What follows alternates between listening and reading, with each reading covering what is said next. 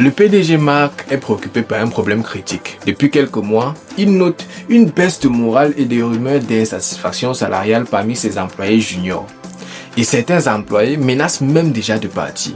Marc pense pourtant que son entreprise offre des salaires très compétitifs car la moyenne salariale qu'il a calculée est élevée. En effet, Globus Tech est une start-up basée à Montréal et spécialisée dans la création de logiciels avec 5 employés.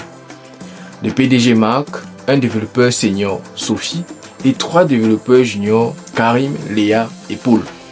Voici la liste des salaires annuels. On a Marc qui gagne 150 000 $, Sophie qui gagne 60 000 $, Karim et Léa qui sont à 40 000 $, et enfin Paul qui est à 35 000 $ par an, pour un total de 325 000 $ comme budget salarial annuel. Marc calcule la moyenne pour justifier ses dires. Il fait la somme des salaires divisé par le nombre total d'employés, c'est-à-dire 325 divisé par 5, qui donne 65 000 $. Marc pense que le salaire moyen de son entreprise est de 65 000 $. C'est un bon salaire et selon lui, l'insatisfaction est injustifiée. Mais en tant qu'analyste d'affaires, laissez-moi vous dire quelque chose. Il se trompe amèrement et c'est pour cette raison qu'il va faire fuir ses employés. Dans ce 6e épisode de votre chronique du Data and Business, je vous dirai comment utiliser la médiane pour mieux comprendre la répartition des salaires, mais aussi et surtout quelles décisions prendre pour retenir vos employés tout en maintenant un investissement raisonnable.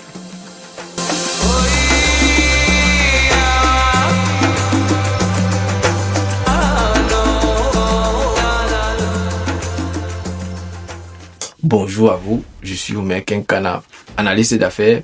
J'aide les PME et les entrepreneurs à prendre de meilleures décisions stratégiques grâce à l'analyse et à l'intelligence des données. Sur cette chaîne, je partage chaque semaine une chronique pour vous expliquer comment utiliser les données pour améliorer vos finances, rentabiliser votre marketing, optimiser vos ressources humaines et bien d'autres. Si vous souhaitez améliorer la performance de votre entreprise, ne manquez aucun de mes épisodes. Abonnez-vous. Alors, au lieu d'appliquer bêtement une moyenne arithmétique, pour réellement comprendre la frustration des employés, il faut plutôt analyser la médiane. On doit d'abord ordonner les salaires. La série ordonnée donne ainsi 35, 40, 40, 60 et 150. La médiane est la valeur centrale, c'est-à-dire le 3e salaire qui est égal à 40 000 $. Notre diagnostic montre donc une moyenne de 65 000 $, mais une médiane de 40 000 $. Eh bien, qu'est-ce que cela signifie? En fait, ce grand écart démontre que le salaire élevé du PDG, rappelez-vous qui était de 150 000 $, tire artificiellement la moyenne vers le haut. La médiane indique que la moitié du personnel gagne 40 000 $ par an ou moins. C'est le chiffre le plus représentatif du salaire type perçu par les employés de base qui sont majoritaires. Mais quelle décision stratégique doit prendre le chef d'entreprise face à ce constat? Le PDG réalise enfin que son analyse était biaisée. Comme solution, Marc décide simplement d'augmenter le salaire de tout le monde. Grave erreur. Car cela aurait pour conséquence d'abord le renforcement des inégalités existantes.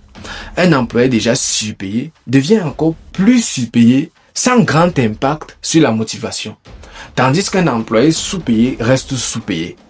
Ensuite, on note un risque légal et réputationnel, car au Canada, les entreprises doivent démontrer des efforts réels en matière d'équité salariale et de non-discrimination. Or, une augmentation uniforme n'est pas une preuve d'équité, surtout si des groupes entiers restent sous la médiane et que les écarts persistent après ajustement. En cas d'audit, la question des inspecteurs ne sera pas « Avez-vous augmenté les salaires ?» mais plutôt « Avez-vous corrigé les écarts injustifiés ?»